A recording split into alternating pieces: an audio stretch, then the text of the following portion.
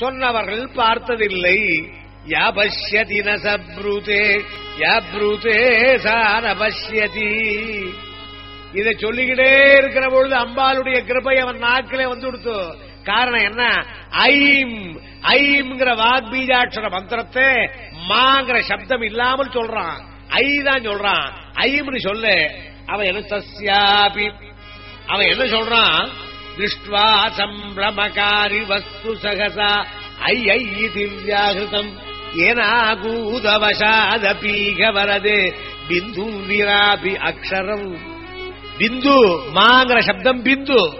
அந்த மாங்கிற சப்தம் தான் ஒவ்வொரு பதங்களுக்கும் ஒவ்வொரு மந்திரங்களுக்கும் மாங்கிற சப்தம் இருந்தா தான் பூர்ணமடையும்.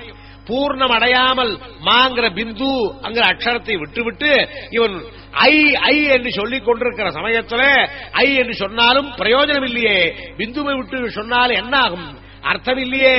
ஆனால் அம்பாளுடைய கருணை இவன் என்ன சொன்னாலும் இவன் உள்ளத்திலே ஈவு இரக்கம் இருக்கு, காருண்யம் இருக்கு, பశ్చాத்தாபம் இருக்கு. அப்பா குழந்தாய் உனக்கு அது இருக்குடா. மந்திர சித்தி மாத்திரம் இல்ல, மந்திரத்தை உச்சரிக்காமல் போனாலும் கூட மந்திரத்தை உச்சரித்து எதை அடைய வேண்டுமோ அது உன் உள்ளத்திலே உண்டாகிவிட்டது. அதனால் உனக்கு அருள் புரிந்தேன் என்று அம்பாள் அந்த இடத்திலே அவருக்கு அருள் புரிகிறாளாம். அந்த சத்தியவர்தன்கிற பிள்ளைக்கு உலகமெல்லாம் தெரிகிறது.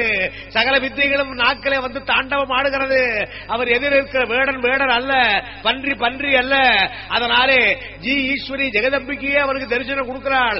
உட்கார்ந்து இருக்கிறவன் என்ன பார்த்து சொல்றான்? ஐயா வேடனே யாபஷ்யதி நசப்ரூதே யப்ரூதே சாரபஷ்யதி. யார் பார்த்தார்களோ சொல்ல மாட்டார்கள். நாம் பார்க்கிறது பன்றிய அல்ல, நாம் பார்க்கிறது வேடர் அல்ல, நாம் பார்க்கிறது அனந்தம் கோடி வைபவங்கள் அறிஞ்சிருக்க முடியாத சச்சிதானந்த ஸ்வரூபமாயிருக்கிற பராசக்தி. அவளுடைய லீலை, அவளுடைய பிரபஞ்சம், அவளுடைய மாயா விலாசம், அவளுடைய கருணை, அவளுடைய அகண்டமாயிருக்கிறதான வித்யா ஸ்வரூபங்கள் எழுதுறதான். சத்தியவிரதன் என்றதான பெயர் கொண்டவன் பிற்காலத்திலே எல்லாரும் வணங்கும்படியாக சத்தியவிரத மகாரிஷி, சத்தியவிரத மகரிஷியாய் ஆனார். அதனால் அம்பாளுடைய கருணையை சொல்றாரு ஆதிசங்கர பகவத் பாதாள். தஸ்யாபி த்ருவமேவ தேவி தரசா ஜாதே தவானுக்ரஹே வாசசுக்தி சுதா ரசத்ரவமுஜஹத் நிர்யாதி வக்ரம் முஜாத்.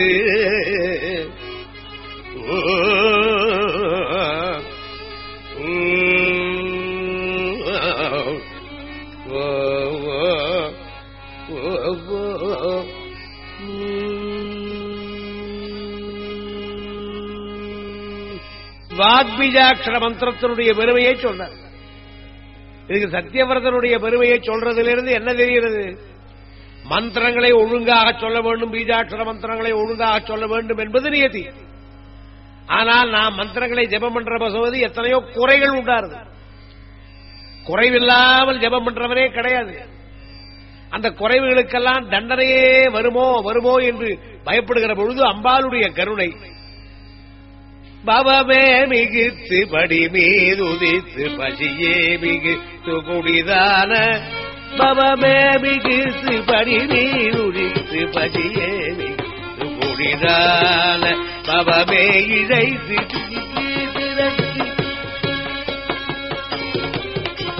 பவமே இழைத்து ஏதிரட் படுவாயுக்கு அழியாரே பவமித்து படி பசியே மிகுத்து குடிதான பவமே இழைத்து நிதிய இரட்டு கடுவாயுக்கு அழிய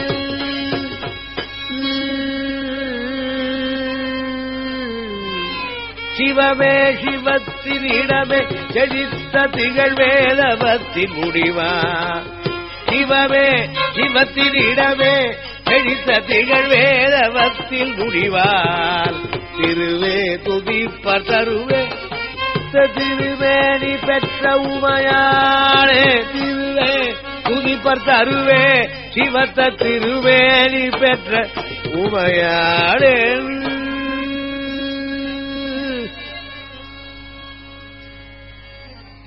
அடுத்தபடியானது காமராஜ பீஜாட்சர மந்திரம். காமராஜ பீஜாட்சர மந்திரம், வாக் பீஜாட்சர மந்திரத்தினால என்ன உண்டாச்சு? வித்தை, அறிவு, பேரறிவு, ஞானம். காமராஜ பீஜாட்சர மந்திரத்தினாலே எல்லாமே உண்டாகும். அம்பாளுடைய ஸ்வரூபத்தை அடைவார்கிறார். சாரூபிய நிலை. இதை சௌந்தர்ய லகரியிலே கடைசி ஸ்லோகத்துக்கு முன்னே சொல்றார். சரஸ்வத்யா லக்ஷ்மியா விதிகரிச பத்ரௌ விஹரதே ரதே பாதிவ்ரத்யம் சிதிலயதி ரம்யேன வபுஷா சிரஞ்சீவல்லேவ க்ஷபித பசுபாசவ்யதிகரஹ பரானந்தாபிக்ஷம் ரசயதி ரசம் த்வத்பஜனவான் பஜனவான் பரானந்தாபிக்ஷம் ரசயதி ரசம் த்வத்பஜனவான்.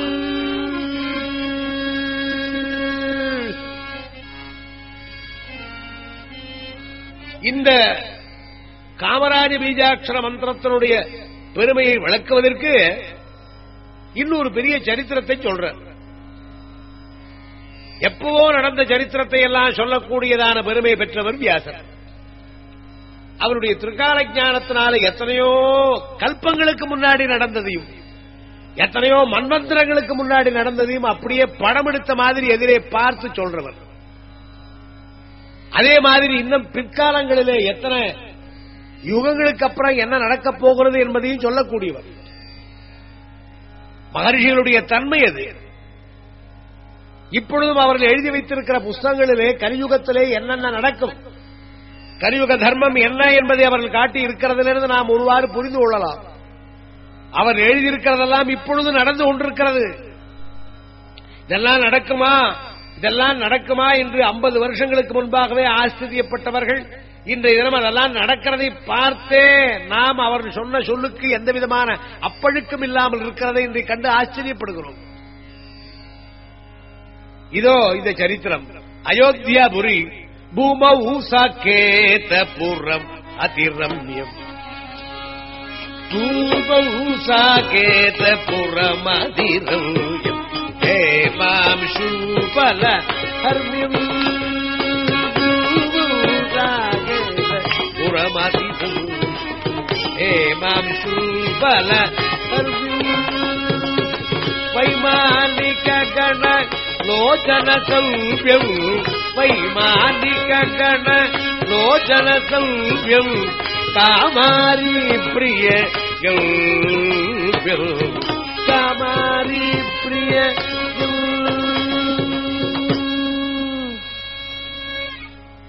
இந்த பாரத தேசத்திலே அயோத்தியாபுரி புண்ணிய நகரங்களிலே முக்கியமானது அயோத்தியாபுரி. தேவானாம் புரி அயோத்தியா என்று வேதங்களிலே கொண்டாடும்படியான தேவர்கள் தங்கும்படியானது அயோத்தியாபுரி. அயோத்தியாபுரியிலே இக்ஷ்வாகு குலத்திலே ராஜரிஷிகள் தோன்றினார்கள். அந்த குலத்தில்தான் பகவான் ஸ்ரீ ராமச்சந்திரமூர்த்தியாய் அவதாரம் பண்ணினான். அது ஒரு மன்வந்தரம். அதுக்கு முன்னாடி மன்வந்தரங்களிலே சாவர்ணிக மன்வந்தரம், அதிலே சாரஸ்வத மன்வந்தரம், அதுக்கு முன்னாடி இன்னும் எத்தனையோ மன்வந்தரங்களிலே இதே இக்ஷ்வாகு வம்சம் நடந்து கொண்டிருக்கிறது. அதிலையும் ராஜாக்கள் அவதாரம் பண்ணி கொண்டிருக்கார்கள். இப்போ சொல்லப்படுறது வைவஸ்வத மன்வந்தரம் அல்ல, சாவர்ணிக மன்வந்தரம். அதிலே ஆர்யமணி ஆஸ்ரித சிந்தாமணி ஆர்யமணி ஆஸ்ரித சிந்தாமணி ஆசிது பசல்கி ஆசிது வசல்கி பர்ய மனோரமா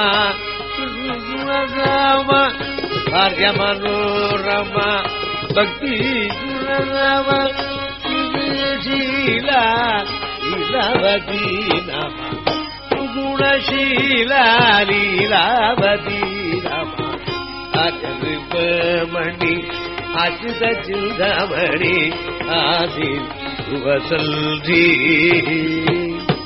துருவசந்திங்கிற ராஜா அயோத்தியாபுரியில் 5 பரிபாலனம் பண்ணாங்க.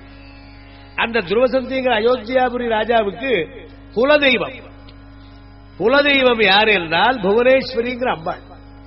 அம்பாளையே குலதெய்வமாய் கொண்டிருக்கும்படியான அந்த வம்சம் அது மன்வந்தரம்.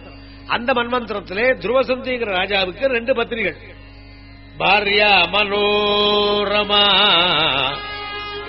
சாந்த சுகுணதாமா சுகுணசீலா லீலாவதி விதியா. அந்த துருவசந்திங்கிற மகாராஜா ஒரு நாள் வேட்டையாட போனான்.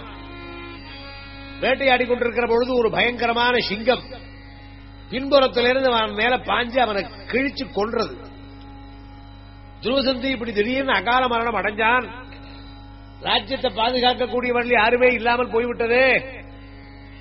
ஆனால் மனோரமாங்கிற மூத்தவளுக்கு ஒரு பிள்ளை சுதர்சனங்கிறவன், லீலாவதிங்கிற ஒரு பிள்ளை சத்ருஜித்துங்கிறவன். சுதர்சனாபிதம் புத்திரம் சுந்தர பிரிய தர்சனம். சுதர்சனங்கிற பேருக்கு ஏற்றபடியே அழகுள்ளவனாய் லட்சணம் உள்ளவனான பிள்ளை. ஆனால் அவனுக்கு புத்தி இல்லை, பேச்சு இல்லை, திறமை இல்லை. ஏற்கனவே சொன்னேனே சத்தியவர்தன் அது மாதிரி இருந்தான். லீலாவதிக்கு ஒரு பிள்ளை சத்ருஜித்து. அவன் சட்டுவக்யோ பபூவஹா, நல்ல பேசக்கூடியவன், திறமை உள்ளவன், சின்ன பிள்ளை. துருவசந்தி காட்டில இறந்து போன உடனே அடுத்தபடியா அர்த்த விசாரம், அடுத்தபடி யாருக்கு பட்டம் சூட்டுறது? மூத்த பிள்ளையான சுதர்சனன் தான். ஆனால் சுதர்சனன் ஊமை, அவனுக்கு கொடுக்கக்கூடாது என்று இளையவளான லீலாவதியினுடைய தகப்பனார் உஜ்ஜயினி புறத்தாண்டிடுமல் உஜ்ஜயினி புறத்தாண்டிடுமல் நந்துதாஜி ஜெய் செய்து ஜெய் செய்து வேகமுடல் போர்க்களம்.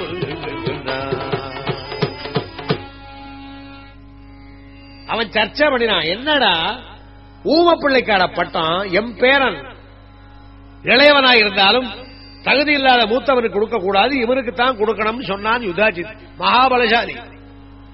அதே சமயத்திலே மூத்தவளான மனோரமாவனுடைய தகப்பனார் வீரசேனன். அவன் பார்த்தான், எப்படி ஊமையா இருந்தாலும் எதுவா இருந்தாலும் மூத்தவன் மூத்தவனே. ஜேஷ்டஸ்ய ராஜ்யதாரிஜ்யம் உஜிதாகி குலஸ்ய நகர், உச்சிதமானது ஜேஷ்டனுக்கே. ஆகவே வீரசேனங்கிற மகாராஜாவுக்கும் போர்க்களம் சென்று நின்றான். யுதாஜித்தும் இந்த வீரசேன ராஜாவும் இந்த பிள்ளைகளுக்காக பேரன்களுக்காக சண்டை போட்டார்கள். பயங்கரமான யுத்தத்திலே யுதாஜித்துங்கிறவன் இந்த வீரசேன மகாராஜாவை கொன்றான். கணவனை இழந்து தகப்பனாரை இழந்து மூத்த மகாராணியான மனோரமா தத்தளிச்சாள். யுதாஜித் புகுந்தான். அயோத்தியாபுரியிலே புகுந்து தன்னுடைய பேரனான சத்ருஜித்துவை பட்டம் கட்ட வேண்டும் என்று வந்ததோடல்லாமல் இந்த சுதர்சனங்கிற பிள்ளையும் கொன்றுவிட வேண்டும் என்று வந்தான். எல்லாம் ஓடி வந்தார்கள் தாதிகள். மந்திரி வித்தல்லன்கிறவன் ஓடி வந்தான். அம்மா, இனிமேல் இந்த இடத்துல இருக்கிறதுக்கு லாய்க்கில்லை அம்மா, நீங்கள் தப்ப வேண்டும். காலம் பின்னே ஒரு நல்ல காலம் வரலாம், நீங்க அப்பொழுது வரலாம், அது வரல தலைமறைவாய் இருக்க வேண்டும். ஐயோ, நான் என்ன பண்ணுவேன்?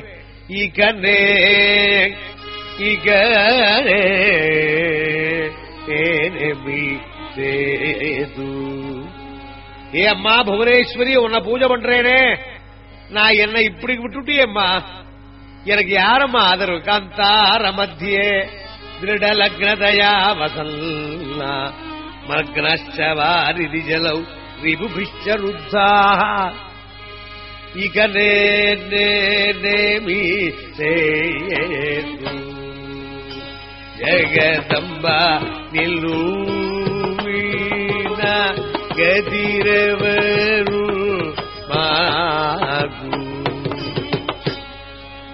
எல்லாரையும் இழந்து விட்டு நிற்க முடியாது, எனக்கு யாருன்னு அழுதுகிட்டே போறாள். பல இடங்களெல்லாம் தாண்டி பரத்வாஜருடைய ஆசிரமத்தில் கொண்டு விட்டான் வித்தல்லன். அந்த மந்திரி நல்ல மந்திரி அவன்.